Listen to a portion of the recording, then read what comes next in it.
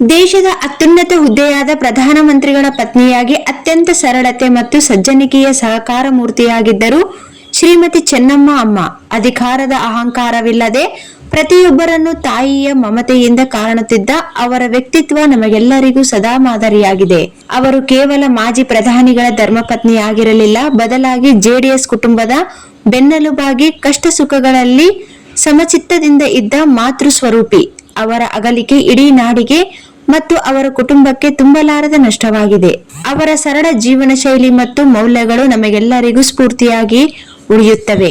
ಅವರ ಆತ್ಮಕ್ಕೆ ಶಾಂತಿ ಸಿಗಲಿ ಮತ್ತು ಈ ಅಪಾರ ದುಃಖವನ್ನು ಭರಿಸುವ ಶಕ್ತಿಯನ್ನು ಭಗವಂತನು ದೇವದುರ್ಗ ಅಪ್ಪಾಜಿ ಕುಟುಂಬಕ್ಕೆ ಕೊಡಲಿ ಎಂದು ಪ್ರಾರ್ಥಿಸುತ್ತೇನೆ ಎಂದು ದೇವದುರ್ಗ ವಿಧಾನಸಭಾ ಕ್ಷೇತ್ರದ ಶಾಸಕಿ ಕರೆಮ್ಮ ಜಿ ನಾಯಕ್ ಅವರು ತಿಳಿಸಿದರು.